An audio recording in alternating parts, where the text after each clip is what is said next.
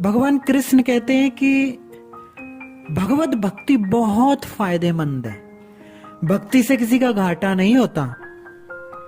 कहते हैं कि अगर भक्ति की जितनी उच्च स्थिति को हम लोग प्राप्त करेंगे, हमारे अंदर फिर कुछ भी नहीं चाहने की इच्छा आ जाएगी, कोई इच्छा नहीं रहेगी। अन्य जो सुख हैं संसार के, वो तो सब छोटे लगने लगते हैं जब भक्ति हमारे जीवन में आती है। ध्रुव जी महाराज भगवान की तपस्या करने गए, इस इच्छा से गए थे कि मैं पिताजी से भी बड़ा राज्य प्राप्त करूंगा। वो सोचते हैं कि हो सकता है कि पिताजी कहीं अपना राज्य मेरे भाई को उत्तम को दे दें, इसलिए मुझे उससे बड़ा राज्य का राजा होना चाहिए।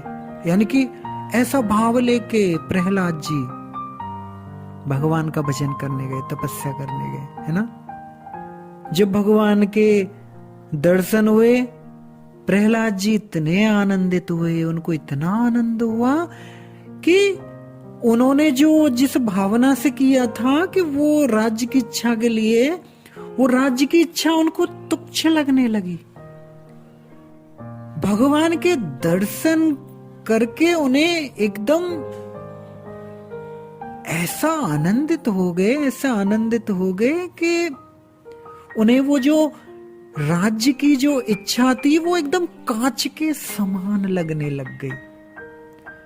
प्रहलाद जी, ध्रुव जी कहते हैं कि हे प्रभु मुझे कुछ नहीं चाहिए। भगवान कहते हैं बेटा वर मांगो।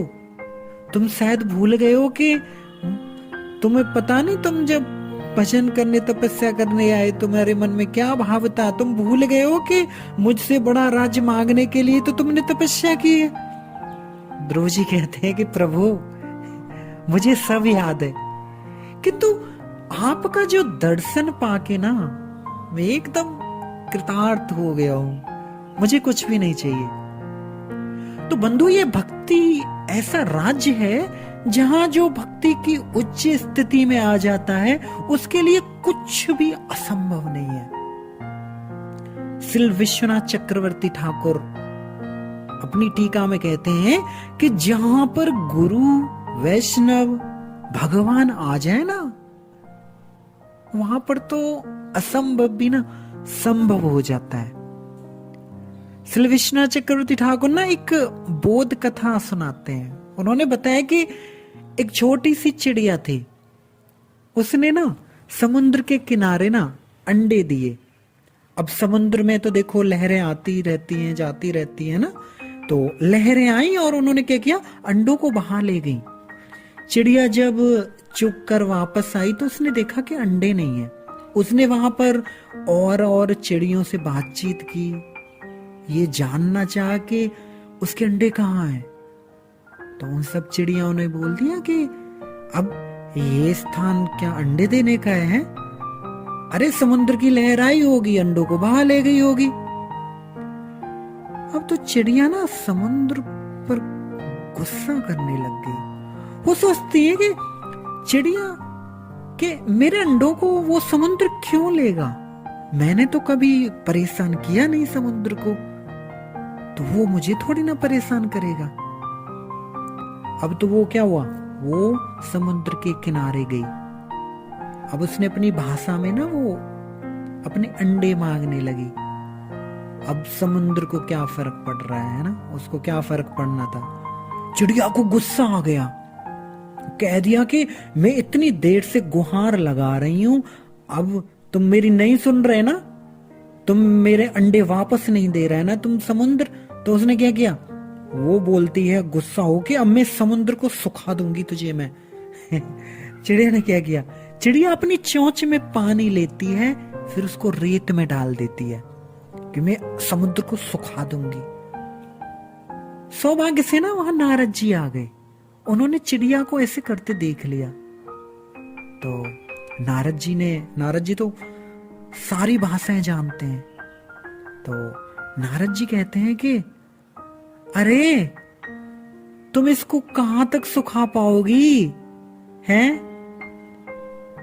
अब नारद जी से वो चिड़िया कहती है, देखो आप अगर मेरी सहायता कर सकते हो तो करो, अगर नहीं करना चाहते तो आप मेरा समय खराब मत करो। चिड़िया पानी लेती है, रेत में डाल देती है, समुद्र को सुखाना चाहती है। बार बार बेचारी, इतना टाइम हो गया, नारद जी को ना उसकी दृढ़ता, संकल्प, दया आ गई कि वाह कितनी मेहनत है इसके अंदर। नारद जी ने क्या किया, सीधा गरुड़ के पास गए, उन्होंने उनको सारी बात बताई और कह दिया कि जाओ आप उसकी सहायता करो। गरुड़ जी क्या हुआ, तुरंत वहां आए और आते ही उन्होंने समुद्र पर एक जोर से हाथ मारा।